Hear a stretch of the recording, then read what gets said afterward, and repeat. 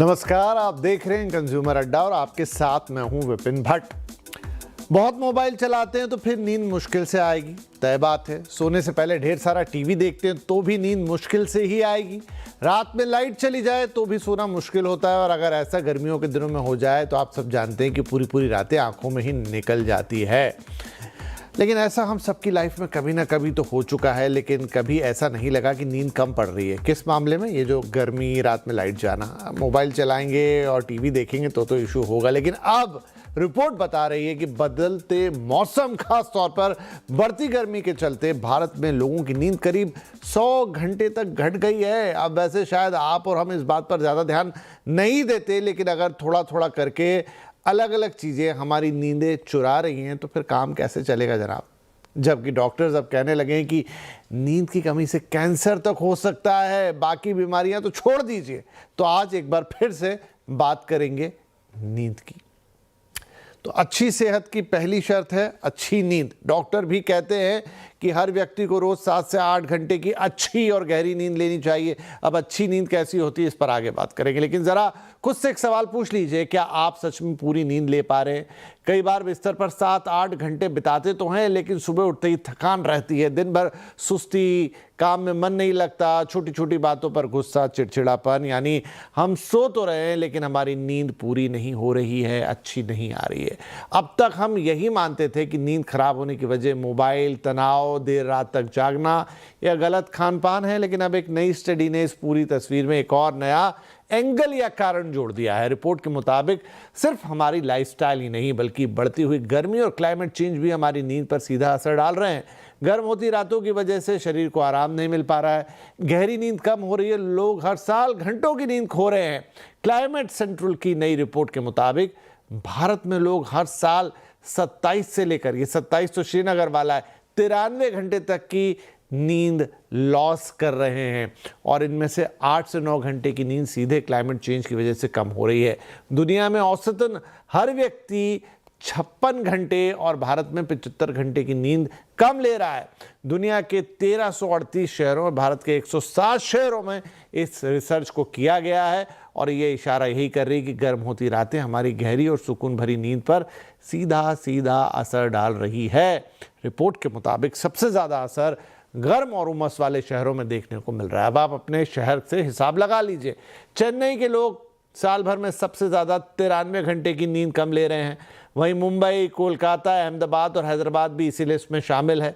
लगभग 80 से 90 घंटे वहाँ भी नींद कम हो गई है। इसके मुकाबले श्रीनगर, जैसा मैंने कहा, 27 घंटे की नींद का नुकसान दर्ज किया गया है। तो आखिर क्लाइमेट चेंज हमारी नींद कैसे चुरा रहा है?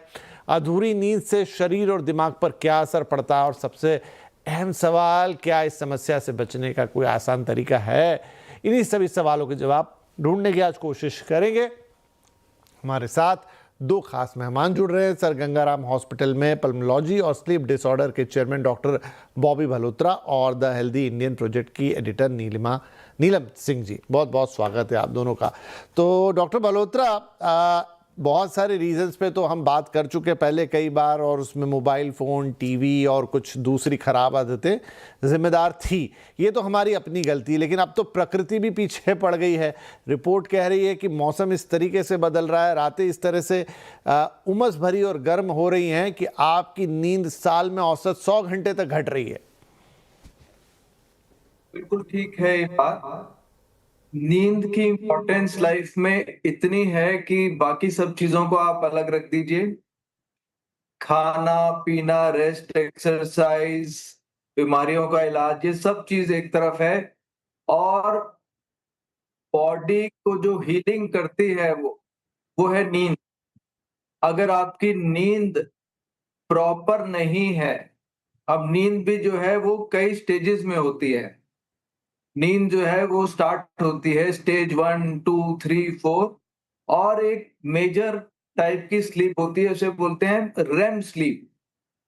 रेम की नींद यानी कि रैपिड आई मूवमेंट नींद। ये मैं इसलिए बता रहा हूँ स्टेजेस, बिकॉज अगर हम शॉर्ट स्टेजेस में ही सोते हैं, 1, 2 या 3 में ही सोते हैं, तो हम अगले दिन फ्रेश नहीं उठेंगे। हमारे को हर 90 मिनट के बाद एक रेम स्लीप का पोर्शन चाहिए।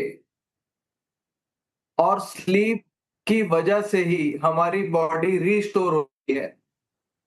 स्लीप हाइजीन इतनी इंपॉर्टेंट है कि अगर आपकी लाइफ में स्लीप प्रॉपर नहीं रिस्टोर कर पा रही है सिस्टम को, तो आपका सिस्टम थका रहेगा, एफिशिएंटली काम नहीं कर पाएगा, दिमाग ठीक तरह से इस्तेमाल नहीं कर पाएगा अपने डिसीजंस को, और आप चिड़चिड़े बने रहेंगे और अपने काम में फ्रस्ट्रेट होंगे। तो नींद की तो जो है बहुत ही इंपॉर्टेंस है।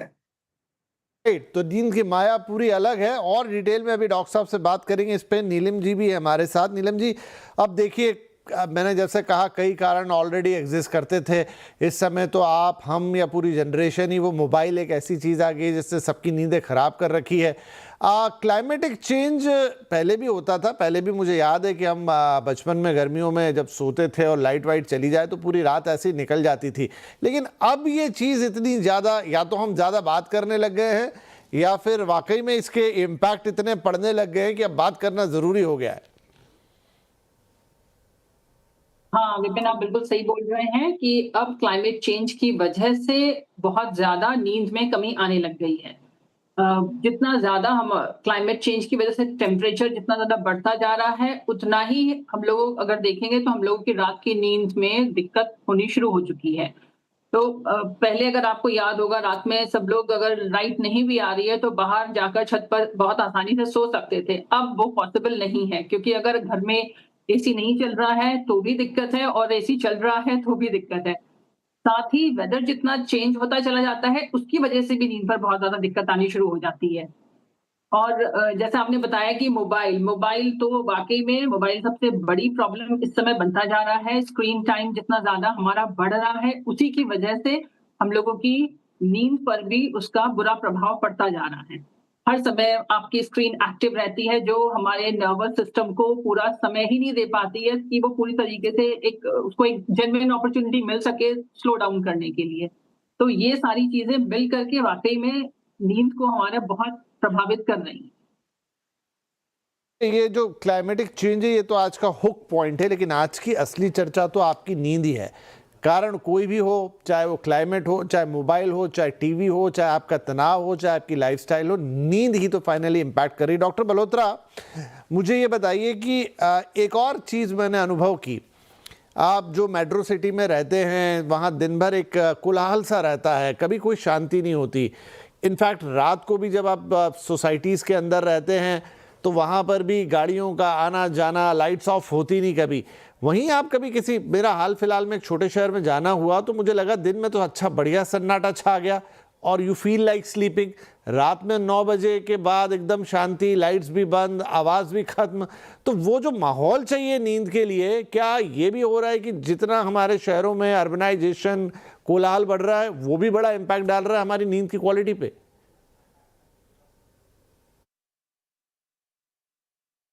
चलिए, डॉक्टर साहब शायद है नहीं। नीलम जी, आप इस पे कुछ विचार रखेंगी? हाँ, बिल्कुल, क्योंकि जैसे मैंने पहले ही बोला कि जितना ज़्यादा टेम्परेचर बढ़ रहा है, उतना हमारी स्लीप क्वालिटी जो है वो गिरती चली जा रही है। अगर जैसे पहले हम लोग बाहर आसानी से सो सकते थे, इसीलिए क्योंकि छोटे शहरों में अभी भी आपको वो शांति, वो पीसफुल टाइम मिल जाता है रात को 9 बजे के बाद। लेकिन मेट्रो सिटीज़ में वो इतना ज़्यादा हो चुका है कि अगर आप रात में 1 बजे, 2 बजे भी अगर आप देखेंगे तो आपको सड़कों पे गाड़ियाँ तेज़ी से चलती हुई मिल जाएँगी। ट्रक ज़्यादातर रात को इतनी तेज़ भाग रहे होते हैं, उनके हॉर्न आपको कभी भी ढंग से सोने नहीं दे सकते हैं। प्लस हमारा जो वर्क कल्चर बन चुका है इंडिया में कि आपके नोटिफ़िकेशंस जो हैं काम के, वो अभी भी रात भर भी चल रहे हैं। लेट नाइट शिफ्ट की वजह से लोग आ रहे हैं, जा रहे हैं, हम लोग का टाइम पूरा बदल चुका है। तो शोर और प्रदूषण, ऑब्वियसली एयर पोल्यूशन एक दूसरी चीज़ है जो हमारे इन सब जो क्वालिटी स्लीप रिलेटेड प्रॉब्लम्स हैं, जो स्लीप रिलेटेड ब्रीथिंग प्रॉब्लम्स हैं, उनको बढ़ा रहा होता है। तो हाँ, शोर भी और उसके साथ-साथ प्रदूषण भी और शहरों का जो मेट्रो सिटीज़ का लाइफ़स्टाइल है, वो सब चीज़ किसी न किसी तरीके से हमारी नींद को अफ़ेक्ट कर रहे हैं, जिसकी वजह से बहुत सारी बीमारियों का खतरा बढ़ता चला जाता है। डॉक्टर मल्होत्रा, टेक्निकली अगर हम समझे, ये सवाल जो मैं अभी मैडम के साथ डिस्कस कर रहा था, जैसा मैंने जिक्र किया कि शहरों में हमेशा कोलाहल रहने लग गया है, ख़ास तौर पे बड़े शहरों में, और देर रात तक लाइटें ऑन रहती हैं या पूरी रात ही रहती हैं और शोर शराबा रहता है। और जो आप लोग बताते हैं कि वो आपके सोने के लिए एक हार्मोन जिम्मेदार है, मेलाटोनिन, वो तभी बनता है जब अंधेरा हो, जब शांति हो। तो अब जैसे जैसे हम उस चीज़ से दूर होते जा रहे हैं, तो क्या टेक्निकली हमारी नींद, मतलब वो मेलाटोनिन बनता नहीं, आपको सोने के लिए, मतलब आपकी बॉडी प्रिपेयर होती नहीं, और वो साइकिल कभी ख़त्म ही नहीं होती, और आपकी नींद हमेशा खराब खराब और ख़राब होती जाती है। बिल्कुल सही है। जो हमारा बॉडी क्लॉक है वो डिपेंडेंट है टोटली सनलाइट से। अगर जैसे ही सुबह आप देखते हैं 4 साढ़े 4 बजे चिड़िया जो है वो जाग जाती हैं और शाम को 7 बजे सो जाती हैं। मगर हम लोगों ने जो टेक्नोलॉजिकल एडवांसमेंट किया है उसके अंदर अब हमारे पास आ गई है लाइट्स। लाइट जो है 2400 घंटे मनुष्य को काम करने पे मजबूर रखती है। नाइट शिफ्ट चल रही है। साथ में जो नींद के अंदर जो आजकल मेजर इशू है, जो कोलाहल, शोर, लाइट्स, इनसे बचने के लिए एक तो आप ऑलमोस्ट एयर सील्ड रूम्स में रहते हैं। बाहर इतनी आवाजें हैं कि आप अपने कमरों को एक तरह से टोटली बंद रखना चाहते हैं। बंद कमरे में कोई भी सांस लेगा, पॉल्यूशन के डर के मारे आप कमरे में बंद हैं, आवाज के, लाइट के डर के मारे कमरे में बंद हैं। अब जो भी आदमी एक कमरे में, डब्बे में सांस लेगा तो अब कितनी देर तक उस डब्बे में ऑक्सीजन रहेगी, आप ये सोचिए। और जो हम एक्सेल कर रहे हैं कार्बन डाइऑक्साइड, वो भी उसमें एक्यूमुलेट हो रही है। इस चीज पे हम लोग बिल्कुल भी ध्यान नहीं दे रहे, बिकॉज हमें पॉल्यूशन का बहुत ज्यादा डर है। और बात भी सच्ची है, इतनी पॉल्यूशन हम रात भर नहीं इनहेल कर सकते। बट क्या हम कार्बन डाइऑक्साइड से फ्री एयर ब्रीथ कर रहे हैं?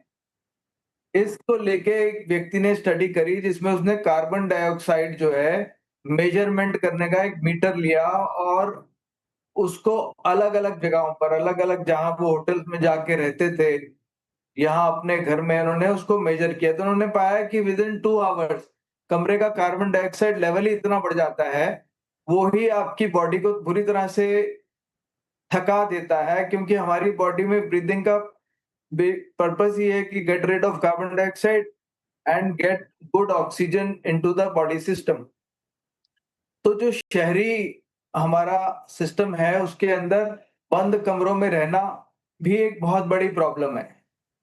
नॉइस, लाइट, उससे हम बचते हैं, पॉल्यूशन से हम बचते हैं, कार्बन डाइऑक्साइड ज्यादा इनहेल करते हैं, तो हमारी स्लीप जो है बुरी तरह से घातक होती है, हमारे को आराम नहीं मिल पाता है, हम डीप स्लीप नहीं ले पाते। अब प्रॉब्लम आती है एयर कंडीशनिंग की, क्योंकि आप बंद कमरे में एयर कंडीशनर के सहारे ही चल सकते हैं। टेम्परेचर बढ़ता जाएगा अगर आप बंद कमरा रखेंगे, तो उसको लो करने के लिए आप एयर कंडीशनिंग लगाते हैं, जिसका सबसे बड़ा ड्रॉबैक है कि वो हवा का मॉइस्चर एब्जॉर्ब करता है। हवा का मॉइस्चर जब वो एब्जॉर्ब कर लेता है तो हवा के अंदर जो मॉइस्चर की कमी के कारण हमारे को दिक्कतें आती हैं, वो होती है dry skin, dry eyes. Mostly लोग सुबह उठ के कर चुकी होती, ये सबने फील किया होगा। और एयर कंडीशनिंग जब हम कहीं पे भी यूज करेंगे तो जो गैसेस एयर कंडीशनिंग को चालू रखने के लिए यूज होते हैं वो हमारी वैसे ही क्लाइमेट में हीटिंग करती हैं, बिकॉज वो हमारी ओजोन लेयर को डिप्लीट करती हैं। कोई भी एयर कंडीशनिंग में गैस भरेंगे, सब जगह एयर कंडीशनर ही लगे हुए हैं, सब जगह ओजोन या जो हमारे कूलेंट हैं, they are all injuring the ozone layer. उसकी वजह से भी हीटिंग हो रहा है, एयर कंडीशनिंग की मशीन की वजह से भी हीटिंग हो रहा है। तो हीट जो है क्लाइमेट चेंज के साथ, क्लाइमेट चेंज से बचने वाला जो उपकरण है वो भी प्रोड्यूस कर रहा है। तो हीट से हम बेचैन और अच्छी नींद नहीं ले पा रहे हैं, ये बहुत ही सोचने वाली बात है। डॉक्टर साहब, जो बातें आप बता रहे हैं, मतलब अब तो देखिए, वो तो ये जैसे कहें हाई डेंसिटी, बड़े शहरों में तो एक ही जगह पर इतने सारे लोग रहते हैं, हाई राइज वगैरह में तो वो तो कार्बन डाइऑक्साइड वाली जो आपने बात बताई कि कम क्षेत्र में ज़्यादा लोग सांस लेंगे तो वैसे ही कम पड़ जाएगा। हर घर में एसी लगा ही हुआ है, तो मतलब तो फिर ये हो गया कि हमारे लिए बिल्कुल भी जो आइडियल कंडीशन होनी चाहिए एक अच्छी नींद के लिए वो सब समाप्त हो चुकी है। इसका क्या कोई उपाय है या फिर अब ये मजबूरी ही है? जैसे नीलम जी ने बताया कि पहले जमाने में छत पे सोने में जो आनंद आता था, आज के जमाने का बच्चा वो आनंद कभी लूट ही नहीं सकता है, क्योंकि वो इतना डरा हुआ है प्रदूषण से कि वो बाहर सोने का ख्वाब भी नहीं ले सकता कि वो सोएगा बाहर। मच्छरों से डरता है और पोल्यूशन से डरता है। तो उसका क्या समाधान होगा? कोई इस तरह के पोल्यूशन का लेवल कम हो तो आदमी जो है हवा का आनंद ले पाए। अदरवाइज तो बंद डब्बों में आप एयर कंडीशनिंग पे ही डिपेंडेंट हैं। तो समस्या जो है ये गंभीर है, इसका कोई ऐसा सादा आंसर नहीं सामने आ रहा है। कूलर की हवा से भी डर लगता है। कूलर की हवा भी जो है वो प्रदूषण को अंदर खींचती है। तो बड़े शहरों में प्रदूषण, बढ़ती गर्मी, ये एक रियल प्रॉब्लम है जिसके लिए हमारे को सबको बैठ के सोचना पड़ेगा कि हमें किस तरह का एयर कंडीशनर कितने टेम्परेचर पे चलाना है। अगर आप एयर कंडीशनिंग की मशीन को 18 डिग्री पे चलाते हैं तो वो ही आपको और सेहत को नुकसान देता है। अगर वही आप 24-25 डिग्री पे सेटिंग रखते हैं तो वो आपका कम एनर्जी लेता है, कम वातावरण को गर्म करता है और आपकी बॉडी को भी नुकसान वो कम पहुंचाता है। इस तरह की पॉलिसीज हमारे को नॉलेज लेके समझनी पड़ेंगी कि जब हम एयर कंडीशनिंग में गैस यूज कर रहे हैं तो क्या नेशनल पॉलिसी है जिससे कि वो ही गैस यूज हो जो वातावरण के लिए सेफेस्ट है। तो बहुत गहरी और बड़ी बातें हैं ये, मतलब इतना सिंपल नहीं है, लेकिन जो हमारी प्रगति हुई है, जो लाइफस्टाइल चेंज हुए हैं, उसने हमारी जो नेचुरल एक रिपेयरिंग मैकेनिज़्म है जिसे हम नींद कहते हैं, उसमें बहुत हद तक का खलल डाल दिया। और यही कारण है कि शायद डॉक्टर्स अब कहने लगे हैं कि कम नींद से कैंसर तक हो सकता है। एक छोटा ब्रेक लेते हैं यहाँ पर, और ब्रेक के बाद अपने मेहमानों से जानेंगे कि अब जो है सो तो है, लेकिन उसी में क्या किया जा सकता है जिससे आपकी नींद इंप्रूव हो। कुछ तो बातें अभी बॉबी सर ने बताई कि कुछ बड़ी पॉलिसी लेवल की बातें हैं, वो आप और हम सीधे सीधे तो आज की तारीख में नहीं सॉल्व कर सकते, लेकिन क्या अपने लेवल पर हम कुछ ऐसा कर सकते हैं जिससे जो भी परिस्थिति हो उसमें हम थोड़ी बेहतर नींद ले पाएँ, थोड़ा बेहतर कम से कम वो कारक तो अपने हाथ से हटा दें जिन्हें आप हटा सकते हैं। एक छोटा ब्रेक, ब्रेक के बाद ये कुछ अहम सवाल।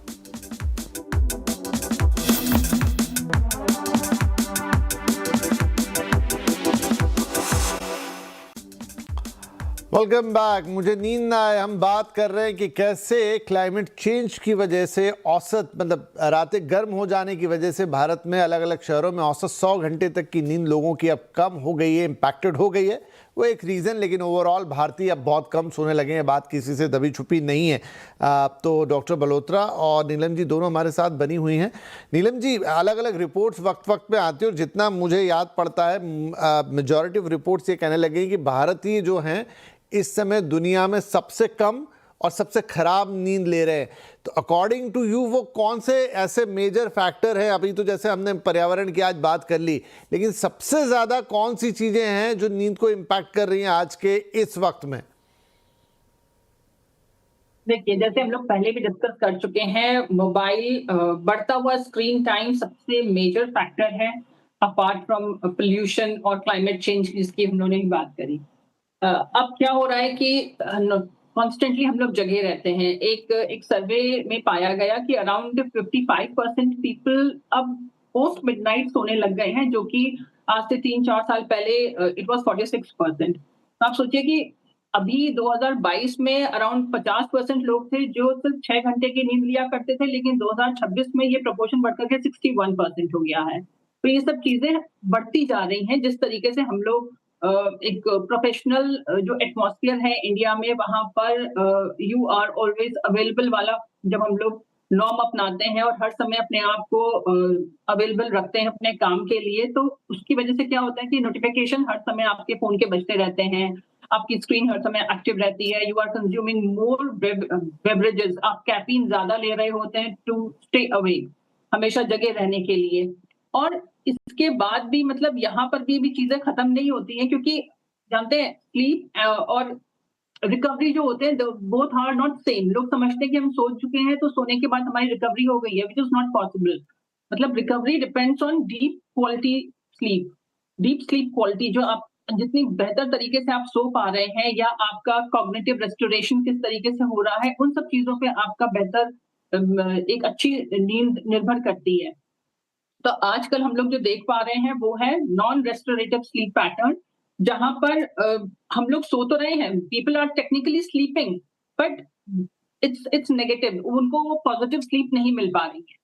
इसके अलावा अगर हम लोग देखते हैं कि आज हर 3 में से एक इंडियन भारतीय को लगता है कि उसको इंसोम्निया है या कोई प्रॉब्लम है, लेकिन वो डॉक्टर के पास नहीं जा रहा है। उसको वो समझ रहा है कि उसको प्रॉब्लम है, लेकिन वो डॉक्टर के पास बिल्कुल भी नहीं जा रहा है चेक कराने के लिए, डायग्नोसिस के लिए कि क्या उसको वाक़ई में इंसोम्निया है या कोई और स्लीप रिलेटेड प्रॉब्लम है। जी, बिल्कुल। तो चलिए डॉक्टर बॉबी से हम कुछ चीज़ें पूछ लेते हैं। डॉक्टर बॉबी, ये बताएं हमें कि देखिए कुछ फैक्टर जिसका आपने ब्रेक से पहले ज़िक्र किया वो तो थोड़े पॉलिसी लेवल की चीज़ें हैं, तुरंत नहीं चेंज होंगी, आपके मेरे करने से चेंज नहीं होंगी, लेकिन एज एन इंडिविजुअल मैं आज की तारीख में, आज के मौजूदा वक्त में, आज के इस लाइफस्टाइल के बीच में क्या वो 2-3 चेंजेस कर लूँ जिससे मेरी नींद जितनी ठीक हो सकती है उतनी हो जाए? तो बात आती है स्लीप हाइजीन कि स्लीप को कितना हाइजीनिक हम रखते हैं। स्लीप हाइजीन में सबसे जरूरी है कि हम एक पैटर्न फिक्स कर लें कि हमें इतने बजे सोना है और इतने बजे उठना है, तो हमारा बॉडी का क्लॉक अकॉर्डिंगली सेट हो जाता है। ये नेचुरल गिफ्ट है भगवान का और बॉडी का कि आपने अगर सोच लिया मैं 10 बजे सोऊं या 11 बजे सोऊं और मैं सुबह 6 या 7 बजे, मुझे 7 से 8 घंटे की औसतन नींद चाहिए। एक आम आदमी को इतनी नींद चाहिए। दूसरा फिर एक है अपने लाइफस्टाइल में चेंज करना, जैसे कि रात को बहुत पेट भर के खाना ना खाइए, 7 बजे से पहले खाना खा लीजिए ताकि आपकी डाइजेस्टिव सिस्टम क्वाइट रहे और रात को आराम से वो डाइजेशन की प्रक्रिया चलती रहे और बॉडी में किसी भी तरह की जो है इन्फ्लेमेशन ना हो जिससे आपकी नींद जो है वो डिस्टर्ब। तो पहला हो गया राइट टाइमिंग, दूसरा है राइट टाइमिंग फॉर फूड, तीसरा है कि रात को सोते समय आप कोई भी ऐसी एक्साइटमेंट वाली मूवीज या रील्स ना देखें जिससे आपके मन में जो है उत्तेजना रहे और आप जो है डिस्टर्ब। रात को आप कोई इस तरह की अफर्मेटिव चीजें सुने या पढ़ें कि आपको जो है शांति मिले और आप आराम से सो पाए। ठीक है ना? रात को बहुत ज़्यादा पानी, कॉफ़ी वग़ैरह ना लें, जिससे आपको जो है यूरिनेशन की इश्यू रात को ना हो, ताकि आपकी जो स्लीप है, वो 90-90 मिनट की जो साइकिल्स होती हैं, वो कंप्लीट होती है। तो इसे बोलते हैं स्लीप हाइजीन। किसी भी प्रकार का अल्कोहल, आजकल तो लोग मेलाटोनिन की टैबलेट्स को भी इतना आसानी से यूज़ करने लग गए हैं कि भई मेरा कोई जेट लैग ना हो, तो मैं मेलाटोनिन की गोली खा लूँगा। तो कैसे अपने सिस्टम को, जो एक बहुत ही सेंसिटिव सिस्टम है, उसको नेचर से दूर करके उसको दवाइयों से मैनिपुलेट ना करें। आप उसको मैनिपुलेट करेंगे तो वो कहीं न कहीं जो है वो आपको परेशानी देनी शुरू कर देगा। फिर वो परेशानी दवाइयों से आप सॉल्व करेंगे, उन दवाइयों के और साइड इफ़ेक्ट आएँगे। तो जितना करीब नेचर के जा सकते हैं, आप उतना नेचर के करीब जाने की कोशिश करें। उसी में आपकी नींद जो है वो बेटर हो जाएगी, अगले दिन आपकी सेहत सही रहेगी और आपको ज़्यादा फ़ायदा होगा। ये मेरी एडवाइस है सब। क्विक क्वेश्चन डॉक्टर बॉबी, वो ये कि क्या ऐसा संभव है कि मतलब आप अगर हफ्ते में 5 दिन बहुत कामकाज में बिजी थे, नहीं सो पाए ढंग से, तो सैटरडे संडे खूब सारा सो लेंगे तो वो इक्विवेलेंट हो जाएगा? ये एक थ्योरी थी जो बिल्कुल ही फ्लॉप हो गई कि भैया हम तो पूरा 5 घंटे 4 घंटे पूरा हफ्ता जो है वो सोते हैं और सैटरडे संडे जो है वो स्लीप लैग को पूरा कर लेते हैं। बॉडी इस तरह से नहीं चलती है। बॉडी को रोज जो सुबह और शाम का जो रूटीन है, उसी से ही वो मेंटेन रहती है। आप उसको चैलेंज नहीं कर सकते कि 5 दिन उसको एकदम जो है वो टाइट कर दिया और फिर उसके बाद जो है एक्स्ट्रा सोने से वो कंपनसेट कर लेगी। वो बॉडी का सिस्टम नहीं है। तो हमें अपनी मशीन का समझना है कि मशीन चलती कैसे। अगर हम अपनी मशीन के बारे में समझ जाएंगे भी ये ऐसे चलती है, इतना खाना खाना चाहिए, ऐसा सोचना चाहिए, ये सब चीज देखना चाहिए, ये सब चीज नहीं देखना चाहिए, तो वो हम मशीन को समझ गए इसका मतलब। तो जिस मशीन को आदमी समझ जाता है उसको ज्यादा लंबा चला सकता है ना। तो राइट। ये बिल्कुल भी एडवाइजेबल नहीं है कि 5 दिन जो है 4 घंटे सोए, उसके बाद सैटरडे संडे जो है दोपहर तक सोते रहे। Not at all advisable. तो देखिए, बहुत मुश्किल नहीं है कुछ भी। डॉक्टर साहब ने 3-4 मोटी मोटी बातें बताई हैं। एक तो अपना स्लीप हाइजीन, मतलब कब सोना है, कब उठना है, टाइम टेबल बनाइए, बॉडी को उस टाइम टेबल के अकॉर्डिंगली आदत डालिए। दूसरा, लेट नाइट जगने के आपके जितने आप खटकरम जिसको कहते हैं, मत कीजिए। बहुत मोबाइल टीवी के साथ लेकर मत जाइए। सोने से पहले 1-1.5 घंटा पहले दूर रखिए। जैसा सर कह रहे हैं कि कुछ पढ़ना लिखना है तो वो उसकी क्वालिटी अच्छी होनी चाहिए। आप ऐसी कोई बहुत तनाव लेने वाली चीज़ मत ले लीजिए जिसकी वजह से आप फिर सो ना पाएँ। थर्डली, खाने का हिसाब किताब, सोने के 2-1 घंटे पहले अपना आखिरी भोजन ले लीजिए। बहुत हैवी मत खाइए। अगर ये 2-3 चीज़ें भी आपने कर ली तो आपकी नींद बहुत अच्छी हो जाएगी। और वो थ्योरी का जिक्र मैंने इसलिए किया क्योंकि बहुत लोग ये मानते हैं, वो एक्सरसाइज के लिए चीज़ें आती रहती है कि अगर आप हफ्ते में 5 दिन एक्सरसाइज ना कर पाएँ और 2 दिन वीकेंड में हैवी एक्सरसाइज कर लें तो आपकी कमी पूरी हो जाती है। लेकिन नींद के साथ वैसा मामला नहीं है। डॉक्टर साहब ने कहा आपको रोज की नींद चाहिए क्योंकि नींद आपको रिपेयर करती है। वो एक भी, जैसा आप खाना रोज खाते हैं ना, ऐसा तो संभव नहीं है कि 5 दिन ना खाया फिर 2 दिन खूब सारा खा लिया। ऐसा करेंगे तो क्या होगा वो आपको भी पता है। तो वैसे ही नींद का भी मामला है। बहुत शुक्रिया डॉक्टर मल्होत्रा एंड नीलम जी। बड़ा इंपॉर्टेंट था आज ये नींद के बारे में बातचीत करना और लगातार हम करते रहेंगे क्योंकि एक बहुत बड़ी समस्या बन गई है ना सोना देश के अंदर, और इसी से बहुत सारे इश्यूज और प्रॉब्लम्स पैदा हो रहे हैं। अगर ये टेकल हो गई ढंग से तो शायद बहुत सारी समस्या यूं ही समाप्त हो जाएंगी। बहुत बहुत धन्यवाद हमारे साथ इस कार्यक्रम में शामिल होने के लिए। नमस्कार।